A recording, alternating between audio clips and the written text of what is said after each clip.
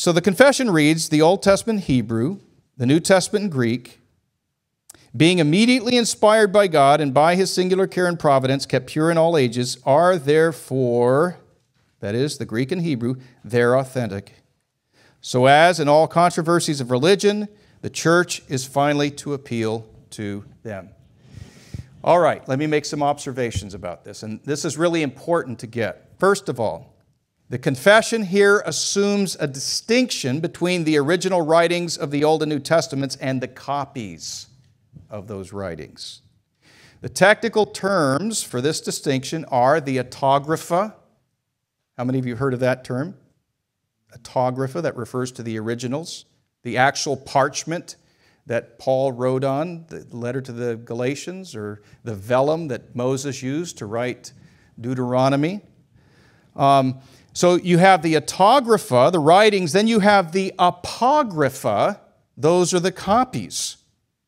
When the authors of the confession are speaking of the preservation of the Hebrew and Greek scriptures, they're not claiming that God actually preserved the Decalogue, okay, the actual stones on which the Ten Commandments were written, or the actual parchment of Paul's epistle to the Galatians. That's not their claim.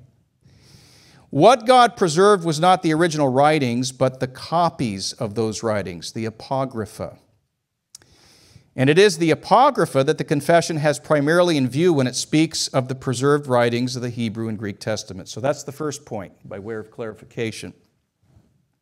Secondly, the confession asserts a continuity between the originals and the copies. In other words, they don't make the distinction into a dichotomy. They don't say, well, the original writings are inspired by God, whereas the copies that were made of those writings are not inspired by God. What they actually say is that God has providentially preserved the inspired writings of Moses, Isaiah, and Paul through history. And the texts that they describe as authentic in the confession are actually the Apographa, the copies. Okay?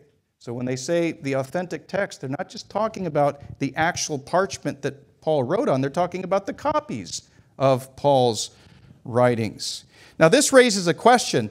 Is the confession teaching that the Apographa, the copies, are just as inspired as the Autographa, the originals? And actually, I don't think we can give a simple yes or no answer to that question. Okay? In a sense, the answer depends on whether our focus is on the process by which God brings writings into existence, or whether our focus is on the product or quality of the writings themselves. Let me explain. First of all, God only inspired the original writings. Okay, and now I'm focusing on the process. I'm focusing on what God did for the prophets and apostles as opposed to what God did for the scribes who copied the writings of the prophets and the apostles. And I think that's the distinction that the Puritans would have made. They would have described God's superintendence of Moses, Isaiah, and Paul as divine inspiration. But God's superintendence of the scribes who copied the scripture writers, that's divine preservation. And yet, and see, here's the important point to get. The copies possess the quality of inspiration. And here we're focusing upon the writings themselves, the product, so to speak. And here the Puritans are stressing continuity. They're applying the quality of inspiration of the copies of the originals because, as they put it, God has kept pure the original writings by his singular care and providence. And if the very words of the inspired originals have been preserved in the copies, so has the quality of inspiration. Thus, when the confession describes the Hebrew and Greek scriptures as the only inspired, authoritative, infallible rule for faith and life, it does not reserve those qualities for the originals, which we don't have, but it applies those qualities to the copies, which we do have. Okay? And that leads to a third observation, which I think is the main point.